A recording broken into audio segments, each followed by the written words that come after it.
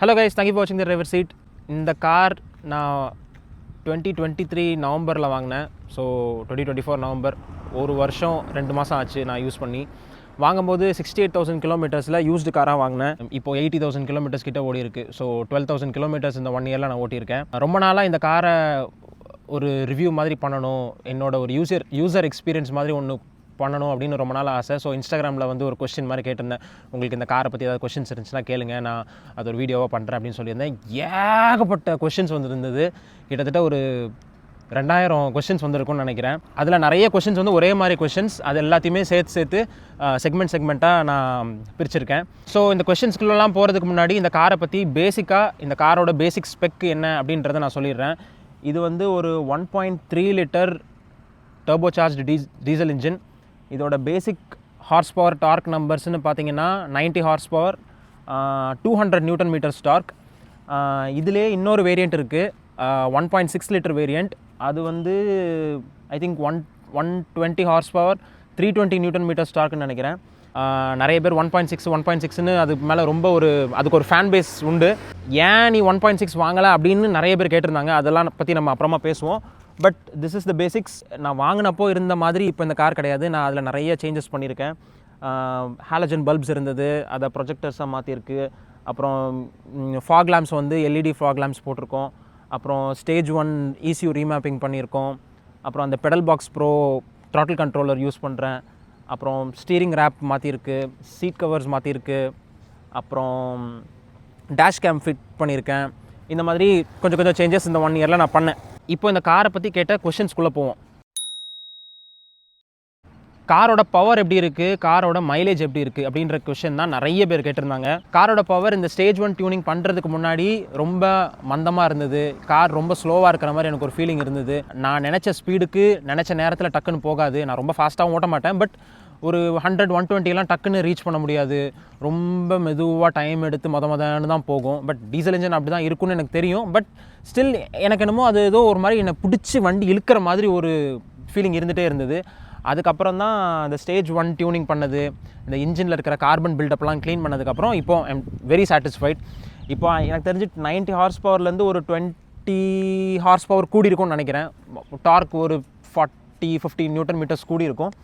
But இப்போது இதோட power delivery, இதோட பிக்கப் வந்து நான் கேட்ட மாதிரி ஒரு லெவலில் தான் இப்போ இருக்குது. So I am very satisfied with this car now. சாதா எஸ்க்ராஸ் இல்லாமல் திஸ் கார் இதோட பவர் பிக்கப் வந்து இப்போ எனக்கு சாட்டிஸ்ஃபைங்காக இருக்குது. பவர் டெலிவரியில் நல்ல சேஞ்ச் இருக்குது. மைலேஜில் ஏதாவது டிஃப்ரென்ஸ் இருக்கா அப்படின்னு கேட்டால் பெருசாக நான் எந்த டிஃப்ரென்ஸும் பார்த்ததில்லை. பிகாஸ் 1500 ருபீஸ்க்கு போட்டால் 250 கிலோமீட்டர்ஸ் வரைக்கும் ஓடும். ஸோ ஸ்டேஜ் 1 டியூனிங் பண்ணதுக்கப்புறமும் என்னோட டிரைவிங் பேட்டர்ன் ஒரே மாதிரி தான் இருக்குது, டிரைவிங் ஸ்டைல் ஒரே மாதிரி தான் இருக்குது. அதை போட்டதுக்கப்புறம் ரொம்ப ஃபாஸ்ட்டாலாம் ஓட்ட போகிறது இல்லை, நார்மலாக தான் ஓட்டுறேன். But driving gets better. கொஞ்சம் குயிக்காக கார் மூவ் ஆகும், கொஞ்சம் ஈஸியாக ஆக்சலரேட் ஆகும், கொஞ்சம் ஸ்ட்ரெஸ் இல்லாமல் கார் போகும். இந்த மாதிரி விஷயங்கள்லாம் தான் கொஞ்சம் பெட்டராக இருக்குது. ஸ்டேஜ் 1 டியூனிங் பண்ணது காரை ஃபாஸ்ட்டாக ஓட்டணும் அப்படின்றதுக்காக இல்லை, கார் கொஞ்சம் பெட்டராக பெர்ஃபார்ம் பண்ணணும் அப்படின்றதுக்காக தான். அதே மாதிரி 1500 ருபீஸ்க்கு தான் நான் எப்போயுமே ஃபியூல் போடுவேன்.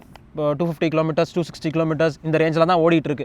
ரொம்ப டிராஸ்டிக்காக 250 ஓடுனது 220 ஓடுது, 230 தான் ஓடுது அப்படின்ற மாதிரி சேஞ்சஸ் நான் பார்த்ததே கிடையாது.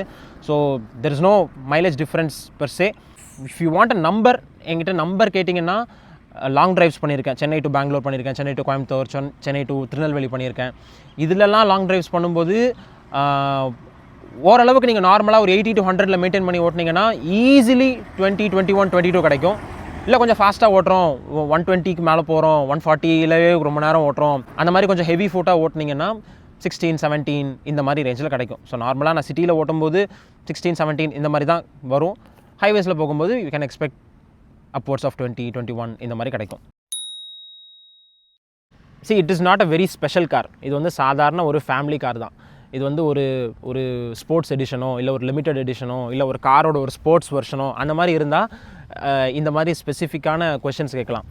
இது வந்து நார்மலான ஒரு சாதுவான ஃபேமிலி மாருதி கார் தான். ஸோ இதில் வந்து நீங்கள் என்கிட்ட இது எப்படி இருக்குது அப்படின்னு கேட்குற மாதிரி அப்படி கேட்டிங்கன்னா எனக்கு ஸ்பெசிஃபிக்காக அதை பற்றி சொல்கிறதுக்கு ஒன்றும் கிடையாது பெருசாக. இப்போ ஸ்டீரிங் ஃபீட்பேக்னு கேட்டிங்கன்னா நார்மலாக for a family road car எப்படி இருக்கணுமோ அப்படி தான் இருக்குது. அதில் ஆஹா ஓஹோன்னு சொல்கிற மாதிரி ஸ்பெசிஃபிக்காக எதுவும் கிடையாது, மோசமும் கிடையாது.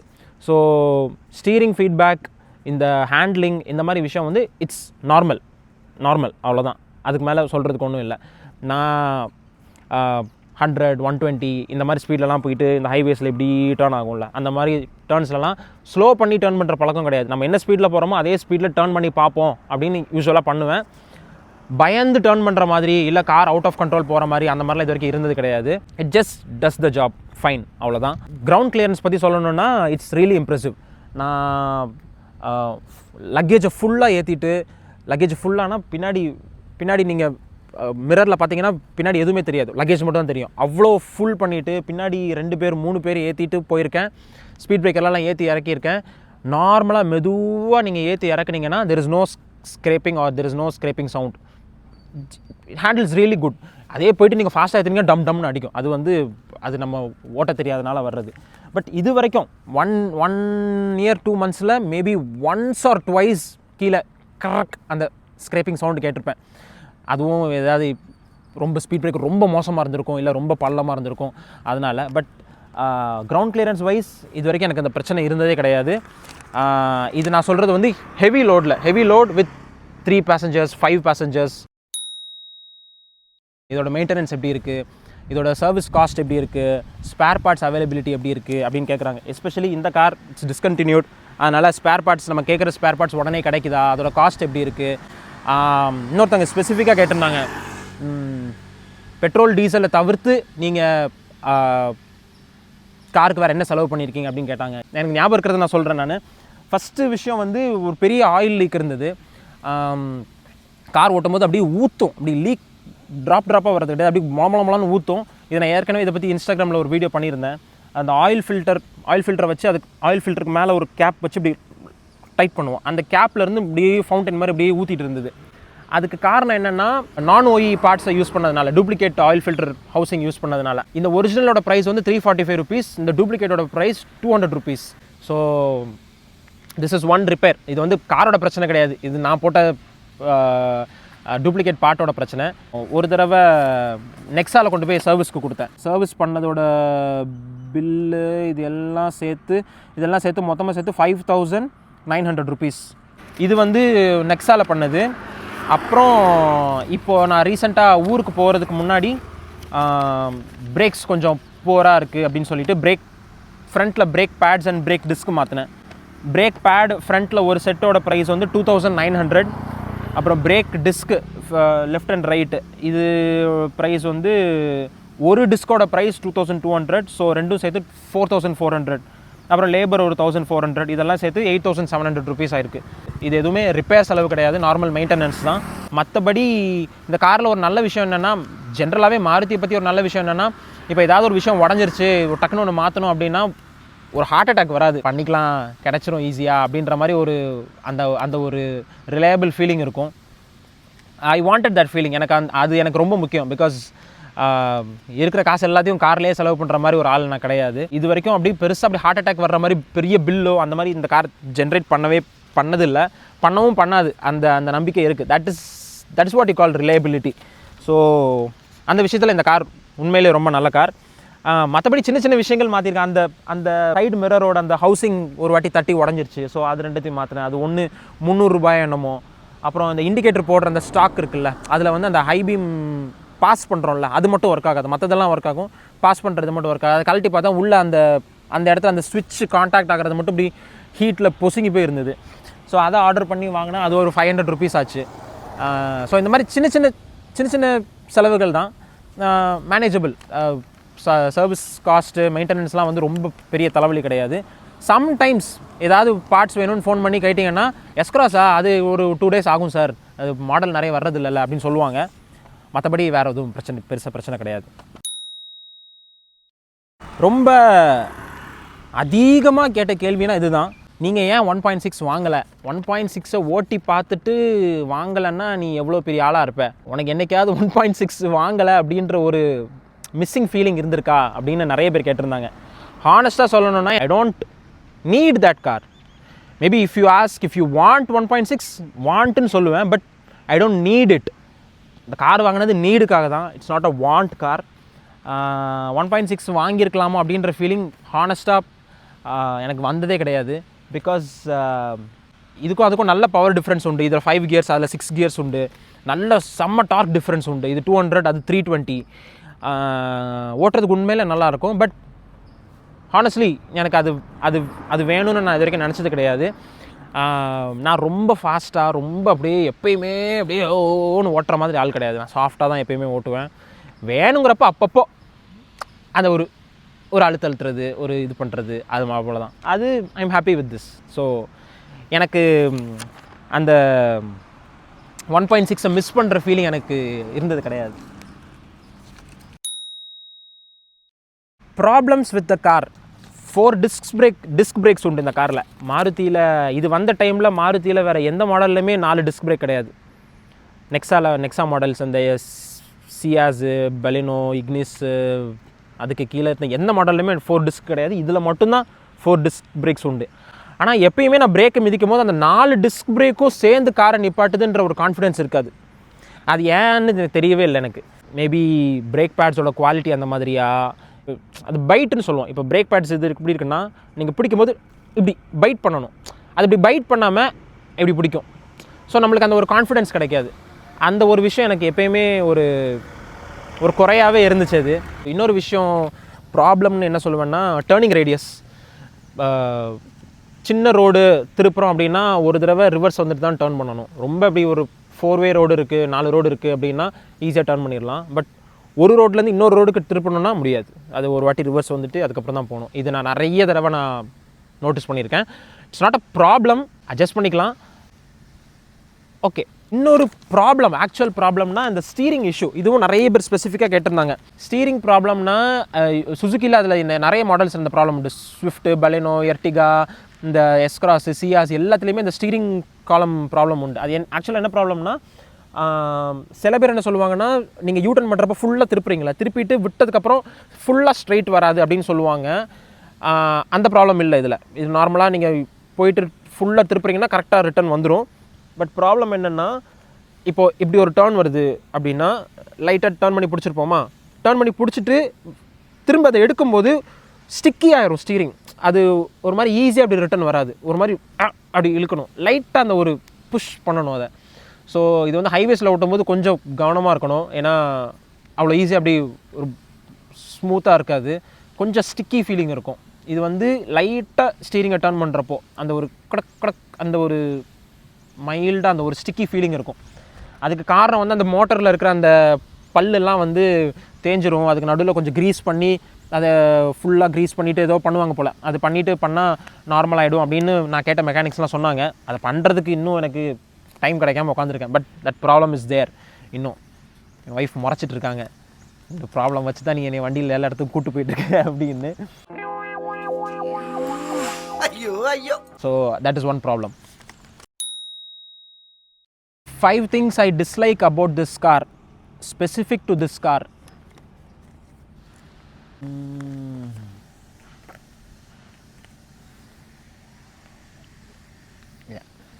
அப்படி எதுவும் இல்லை. 3 things I wish I had in this car. இந்த காரில் இதெல்லாம் இருந்திருக்கலாம் அப்படின்னு எனக்கு தோன்ற விஷயம் வந்து, இந்த பம்பருக்கு கீழே வர அந்த லிப்பு, அப்புறம் அந்த கீழே வர அந்த சைடு ஸ்கர்ட்ஸ்லாம் வந்து எஸ்கிராஸ்க்கு அவைலபிள் கிடையாது. இது சியாஸுக்கு அவைலபிளாக உண்டு. சியாஸில் ஆர்எஸ் அப்படின்னு சொல்லிட்டு ஒரு மாடல் வந்துச்சு. அதில் வந்து அந்த சைடு ஸ்கர்ட்ஸ்லாம் போட்டு கார் பார்க்க கொஞ்சம் ஸ்போர்ட்டியாக இருக்கும்.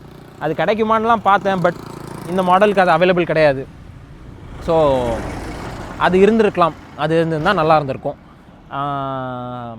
ரியர் ஸ்பாய்லர்ஸ் இருந்திருந்தால் கொஞ்சம் நல்லா இருந்திருக்கும். ஐ மீன் வாங்கி மாட்டலாம், பட் அகெயின் அதுக்கு ஓட்டையெல்லாம் போட்டு அதை பண்ணணும். ஸோ அதுக்கு கொஞ்சம் மனசு வர மாட்டேங்குது. இன்னொன்று ரொம்ப முக்கியமான விஷயம், ரியர் ஏசி வென்ட்ஸ். அது ஒரு பிரச்சனை உண்மையிலே. பிகாஸ் ஃபேமிலியை கூட்டிகிட்டு நிறைய இடங்களுக்கு போவோம், காற்று வரல அப்படின்னு ஏதாவது இப்படி மூஞ்சி சொல்லிப்பாங்க.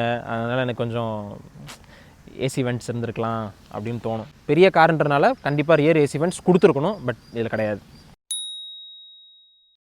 What is special about this car? Why is it under rated? Under ரேட்டட்னு சொல்லலாம். பிகாஸ் நிறைய பேர் வாங்கலை. ஸ்விஃப்ட்டு, பலினோ இதெல்லாம் விற்ற மாதிரி இது விற்கலை. பிகாஸ் அது எல்லாத்தையும் விட இது விலை கொஞ்சம் ஜாஸ்தி அது வந்தப்போ. நான் ஏன் அதை ஸ்பெஷல்னு சொல்லுவேன்னா, it's a very very very versatile car. இதை நீங்கள் ஒரு ஃபேமிலி காராக வாங்கியிருக்கீங்கன்னா இதில் நீங்கள் குறை சொல்கிறதுக்கு எதுவுமே இருக்காது. நீங்கள் குறையே சொல்ல முடியாது. அதனால தான் அந்த 5 திங்ஸ் யூ டிஸ்லைக்னு சொன்னப்போ நான் ரொம்ப முழிச்சிட்டு இருந்தேன். குறை சொல்கிற மாதிரி இந்த காரில் எதுவுமே கிடையாது. Maintenance is easy. நல்ல ஸ்பேஷியஸான வண்டி, உள்ள நல்ல ஸ்பேஸ் இருக்கும். பூட் ஸ்பேஸ் பயங்கரமாக இருக்கும். நான் 5 பெட்டி 6 பெட்டிலாம் ஏற்றிட்டுலாம் போயிருக்கோம். இப்போ இந்த காரில் இதை வைக்க முடியாது, இந்த காரில் இதை பண்ண முடியாது அப்படின்னு இது வரைக்கும் நான் சொன்னதே கிடையாது.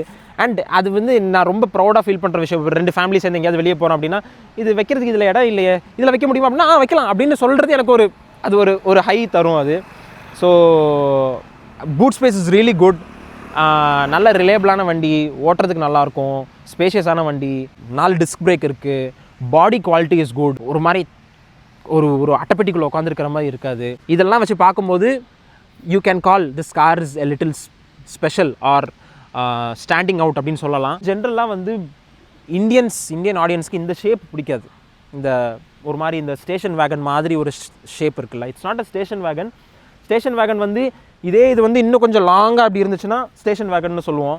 பட் அந்த அளவுக்கு லாங் கிடையாது, கொஞ்சம் அப்படி வர்றதுனால இதெல்லாம் ஒரு மாதிரி வித்தியாசமாக இருக்குது. அதுக்கு பலேனோ வாங்கிடலாம். அப்படி இல்லைன்னா இதை விட இன்னும் கொஞ்சம் பெருசாக அந்த பிரெஸா மாதிரி கார் வாங்கலாம். இது பிரெஸா மாதிரி பெருசாகவும் இருக்காது, பலேனோ மாதிரி குட்டியாகவும் இருக்காது. பிரெஸாவை கொஞ்சம் சப்பி பலேனோவை கொஞ்சம் இழுத்த எப்படி இருக்கும் அந்த மாதிரி ஒரு ஷேப் இது. ஐ திங்க் அந்த ஷேப் எனக்கு ரொம்ப பிடிக்கும். That is something very special about this car. இப்போ நீங்கள் வென்யூ எடுத்துக்கோங்க, நெக்ஸான் எடுத்துக்கோங்க, ஃபோர்ட் EcoSport எடுத்துக்கோங்க, அப்புறம் இந்த கிரெட்டா மாதிரி இருக்கிற செல்டாஸ், இது எல்லாமே பார்த்தீங்கன்னா ஒரே மாதிரி ஷேப்பில் இருக்கும். நிறுத்துனீங்கன்னா ஒரே மாதிரி கார்ஸ் இருக்கிற மாதிரி இருக்கும். அதுக்கு நடுவில் ஒரு எஸ்க்ராஸ் ஒப்பின்னு எடுத்துங்க, it's shape is totally different. S Cross மாதிரியே ஒரு ஷேப்பில் வேறு கார் இந்தியாவில் கிடையாது, ஹேண்ட்ஸ் டவுன். நீங்கள் யோசிச்சு பாருங்கள், எஸ்க்ராஸ் மாதிரியே ஷேப்பில் இன்னொரு கார் எனக்கு நீங்கள் இந்தியாவில் காமிங்க, ஐ வில் டெஃபினெட்லி அப்ரிஷியேட். நான் யோசிச்சு பார்த்துட்டேன், ரிசர்ச் பண்ணி பார்த்துட்டேன், எஸ்க்ராஸ் ஷேப்பில் வேறு கார் இந்தியாவில் கிடையாது. So that is something special I like about this car. நீ ஒரு கார் கை, நீ ஒரு எந்தூசியாஸ்ட், நீ எப்படி மாருதி வாங்கலாம், நீ ஏன் ஜெர்மன் கார்ஸ்லாம் வாங்கலை அப்படின்னு கேட்குறாங்க. எந்தூசியாசமுக்கும் நம்ம யூஸ் பண்ணுற பிராண்டுக்கும் சம்மந்தம் கிடையாது. இது நான் நிறைய தடவை சொல்லியிருக்கேன். அண்ட் நீ ஜெர்மன் காரை வச்சுருந்தா தான் நீ ஒரு எந்தூசியாஸ்ட் அப்படின்னு யாரும் லேபிள் பண்ண போகிறதும் கிடையாது. என்னை பொறுத்த வரைக்கும் எந்தூசியாசம்ன்றது வந்து நம்ம என்ன வச்சுருக்கோங்கிறத விட நம்ம அதை எப்படி வச்சுருக்கோம், அதை நம்ம எவ்வளோ ஆசையாக வச்சுருக்கோம், அதை நம்ம எவ்வளோ அழகாக வச்சுருக்கோம், அதை நம்ம எவ்வளோ ரசிக்கிறோம் அப்படின்றது தான். இதே நான் என்னால் ஒரு ஆல்டோ தான் வாங்க முடிஞ்சதுன்னா அந்த ஆல்டோவையும் நான் நல்ல எந்தூசியாஸ்டிக்காக வச்சுருந்துருப்பேன். இதை விட பழைய காரை வாங்கியிருந்தா கூட நான் ஆசைப்பட்டு வாங்கியிருந்தா அதை நான் ஆசையாக வச்சுருந்துருப்பேன். ஸோ நம்ம ஸ்கோடா வச்சுருந்தா தான் எந்தூசியாஸ்ட்டு, கார் கை அப்படின்லாம் அந்த இது எனக்கு கிடையவே கிடையாது. இது வந்து பிராண்டை பற்றி மட்டும் கிடையாது, நம்ம என்ன மாதிரி ஆப்ஷன்ஸை சூஸ் பண்ணுறோம் அப்படின்றதுலேயும் இருக்குது. சில பேர் சொல்லுவாங்க ஆட்டோமேட்டிக் வச்சுருந்தா நீ ஒரு எந்தூசியாஸ்ட் கிடையாது, எலக்ட்ரிக் கார் வச்சுருந்தா நீ ஒரு எந்தூசியாஸ்ட் கிடையாது அப்படின்னு. இப்போ திடீர்னு என் கால் உடஞ்சி போச்சு, என்னால் கிளச்சு மிதிக்க முடியாது வாழ்நாள் ஃபுல்லாக, அப்போ நான் ஒரு ஆட்டோமேட்டிக் தான் வாங்கி ஆகணும். அப்போ உடனே என்னோடய எந்தூசியாசம் தொலைஞ்சு போயிடுமா? இல்லை நான் வீட்டில் ஒரு 2 பெட்ரோல் கார் வச்சுருக்கேன், 3ஆவது கார் எனக்கு தேவைப்படுது, பட் என்னால் செலவு பண்ண முடியல, எனக்கு எலக்ட்ரிக் கார் இருந்தால் போதும்னு தோணுது, அதுக்கும் என்னோடய எந்தூசியாசமுக்கும் என்ன சம்பந்தம்? கிடையாது. சில எந்தூசியாஸ்ட் இருப்பாங்க, எந்த வண்டி கேட்டாலும் அதோட ஹார்ஸ் பவர், டார்க்கு இதெல்லாம் கரெக்டாக சொல்லுவாங்க. அந்த மாதிரி ஒரு எந்தூசியாஸ்ட்டாக நான் ஒரு 10 வருஷத்துக்கு முன்னாடி இருந்தேன். இப்போ அப்படி கிடையாது. இப்போது இந்த காரோட ஹார்ஸ் பவரே நான் வந்து ப்ராஷரில் பார்த்து தான் தெரிஞ்சுட்டு வந்து உங்ககிட்ட சொன்னேன். So my enthusiasm is different. See, if you want a proper family car, நல்ல ரிலேபிளான கார் வேணும், 10 lakhsக்குள்ளே ஒரு கார் வாங்கணும், அதை வாங்கிட்டு எனக்கு தலைவலி இருக்கக்கூடாது, அது சின்ன சின்ன செலவு வந்தாலும் நான் பார்த்துக்குவேன், ஐ கேன் மேனேஜ், அந்த மாதிரினா you can definitely go for S Cross. Luckily I got it for low mileage, நல்ல அஃபோர்டபுளான ஒரு காஸ்ட்டில் கிடச்சிது. இந்த காரில் இல்லாதது இப்போ புதுசாக வர்ற காரில் இருக்குது அப்படின்னு சொல்கிற மாதிரி எந்த விஷயமே கிடையாது.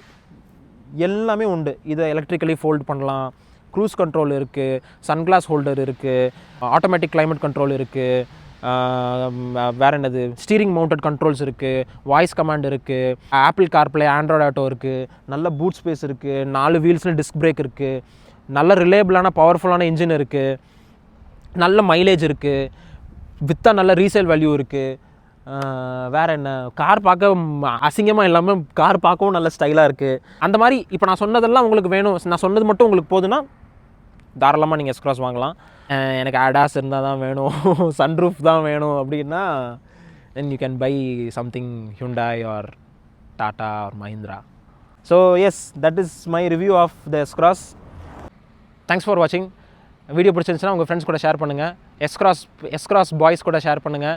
எஸ்கிராஸ் ஹேட்டர்ஸ்க்கு ஷேர் பண்ணுங்கள். முக்கியமாக சேனலுக்கு சப்ஸ்கிரைப் பண்ணிக்கோங்க. பை.